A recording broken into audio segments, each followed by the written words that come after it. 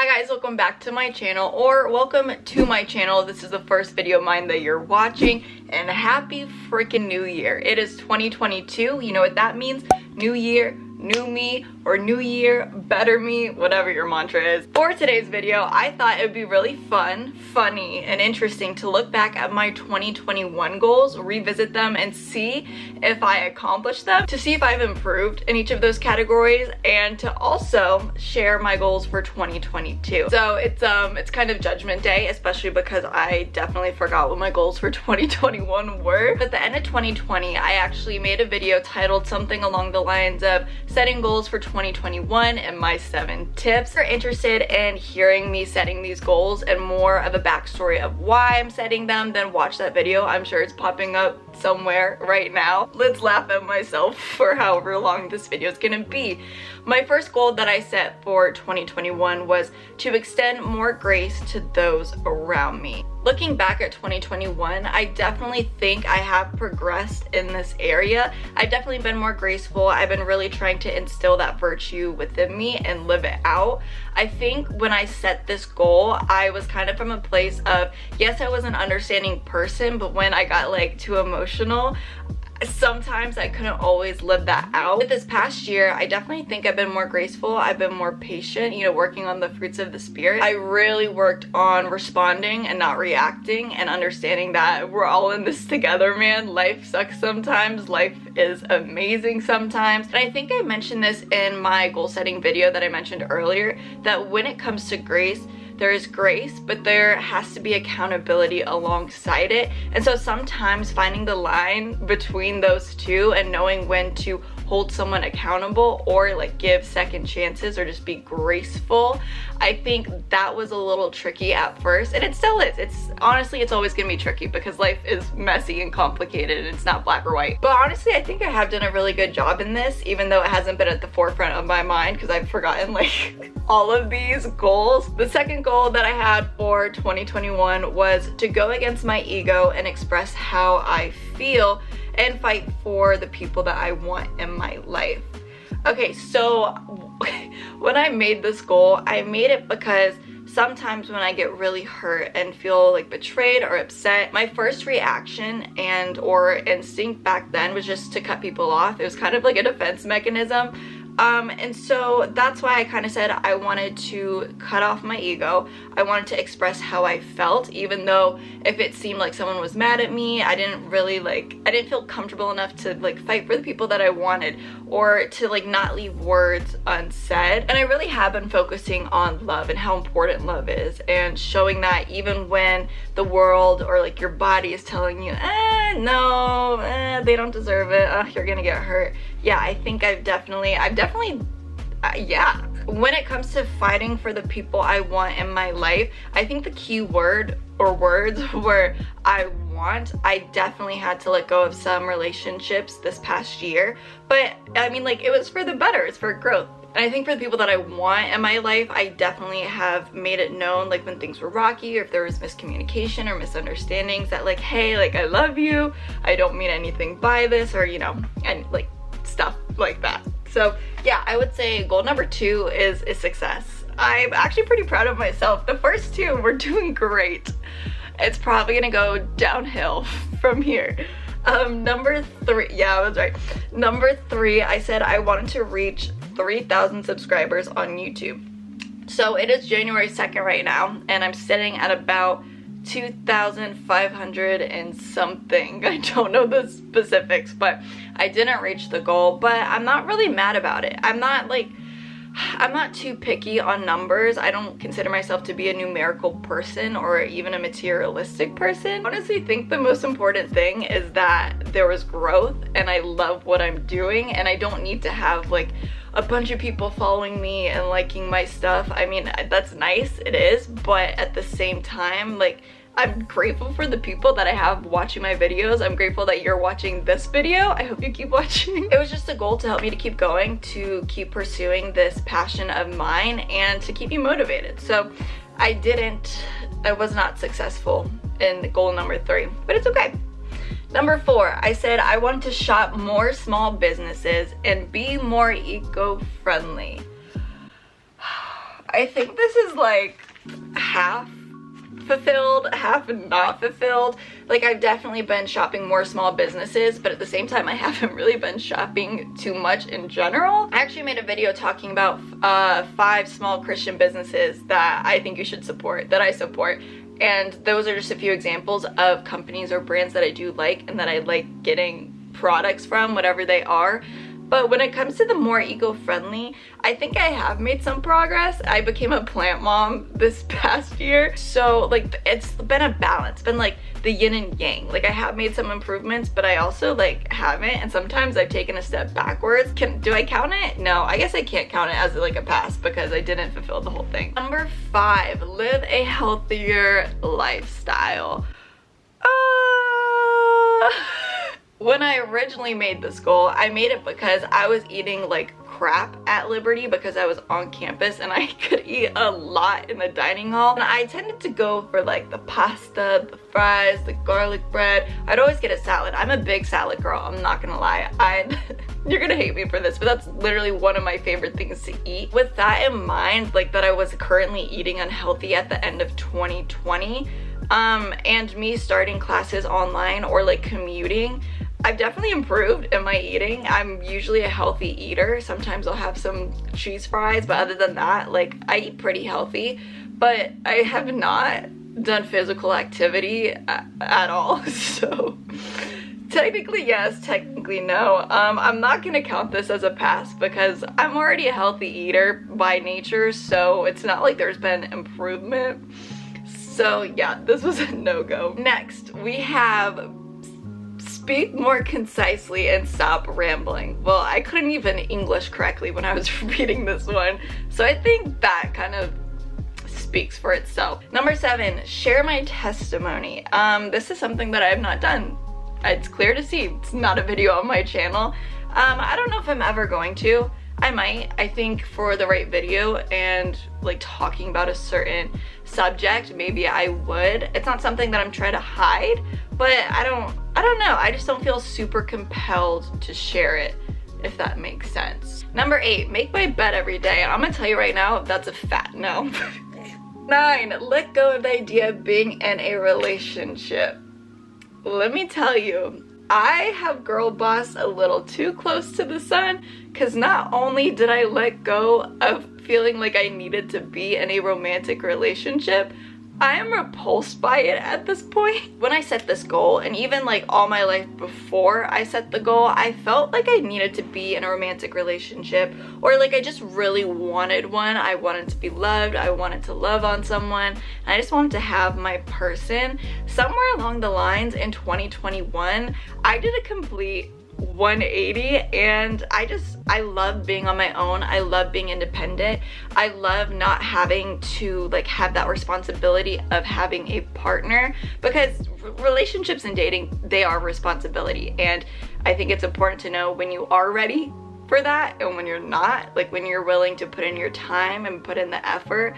I think that's important to be aware of. I think I've just been so busy with school, with work, with YouTube, different brand deals, and also maintaining my relationships with friends and family. It's a lot, and I have to work on my time management, so I don't really have time to put like a romantic relationship into the equation, and I also really don't want to. Not now anyways. Maybe it'll change in the future. Maybe I'll be more open to dating, but yeah, I have exceeded this goal and more. Little did I know this is how I would turn out, and I like it. I like not wanting to be in a relationship. I feel like being single is so liberating, so liberating. Mission accomplished. Next, kick my anxiety out of the driver's seat.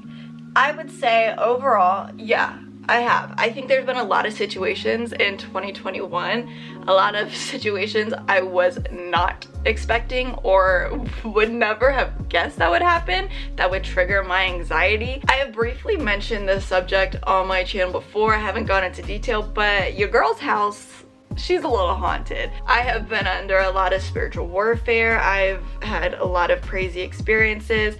Sometimes some things, they come through in this house and you can feel the energy shift without like a logical or probable cause. And at first when this started to happen, I I would feel the fear because that's what these things emit, because that's their nature. You know, they're dark, they're malicious, they're evil, and you know, stuff like that. That's who they are. They're not of the light, and they feed off of fear. And so basically, like, that's what they are. That's their nature. And for the longest time, I thought that fear was mine. I thought I was just scared. I had so much anxiety, and I do have anxiety, and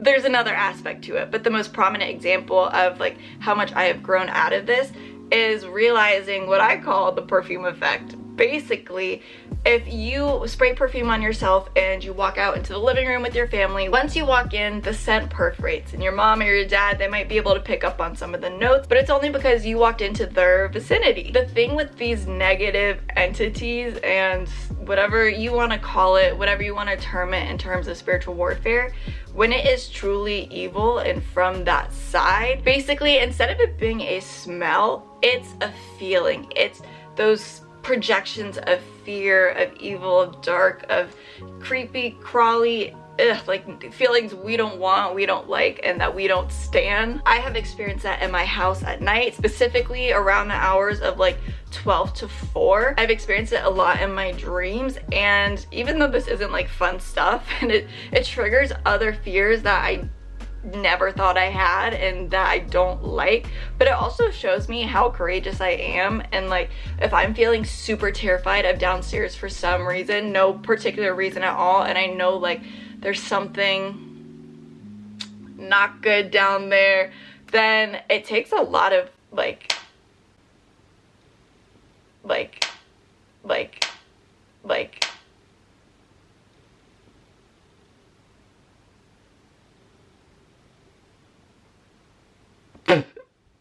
not today, not today.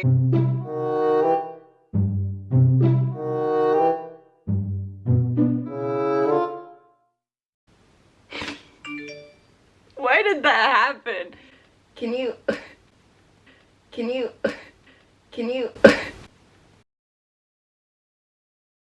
quick example is like around like somewhere in between 12 and 4, sometimes even like 12 and 5, usually something very negative comes through, and it's in a different part of the house each time.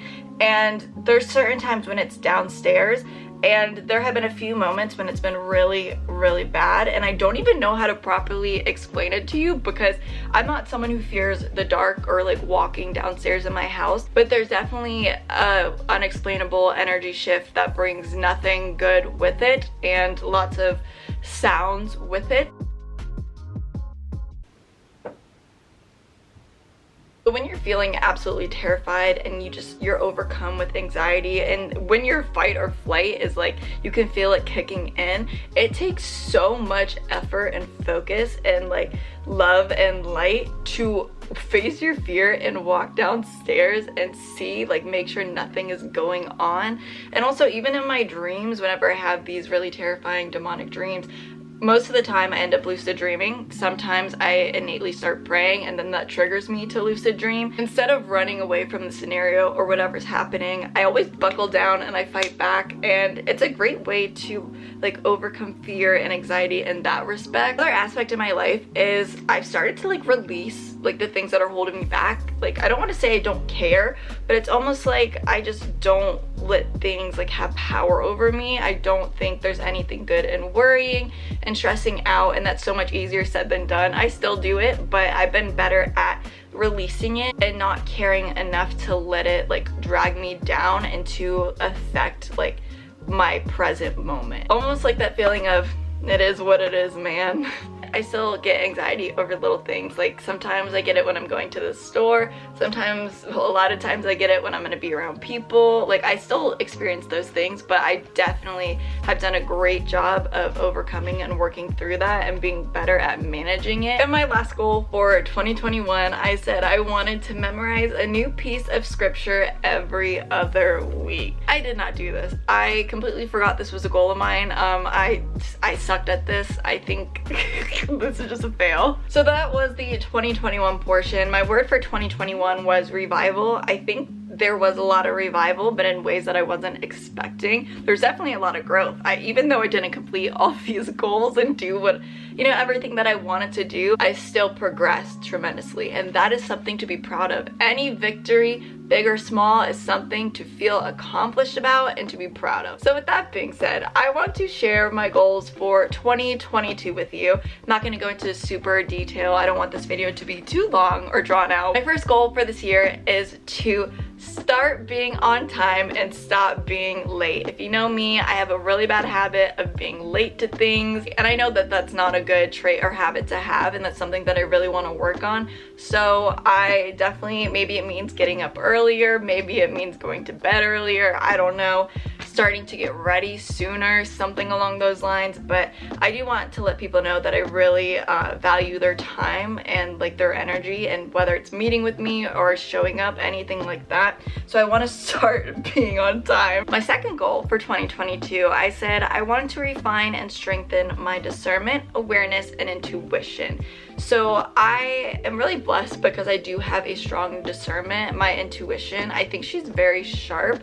I'm also very sensitive to the atmosphere around me, and that's definitely a gift. Even though I do have these traits and they are like, they're pretty good, they're pretty refined, I just want to grow it more. I want to be more in tune to like the world around me, trusting my gut more, refining the discernment, because sometimes even though you receive discernment, you don't always know if it's accurate or if your intuition is accurate. I do want to strengthen those parts of me. I want to make them better, and whether it's in spiritual warfare or in my day-to-day life or in my faith, anything like that, I definitely want to just keep on improving.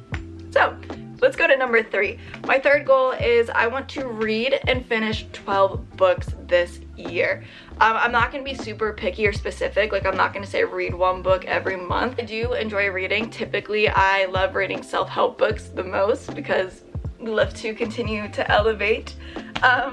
But yeah, I just want to continue reading. I want to continue filling myself with knowledge, whether it is a self-help book or just finding something entertaining to read. Next, I said I wanted to move out of my parents' house. Right now, I do live with my parents. I did have an apartment back in 2019 and 2020, but when I started to transfer to Liberty and the whole COVID thing happened, I ended up just moving back in with my parents because, I mean, I was going to live in a dorm anyway, so it just made sense.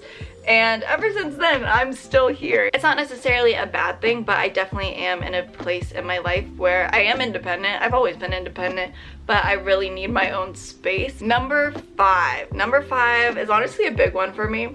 I said I wanted to find answers to the spiritual warfare and paranormal activity going on in my life.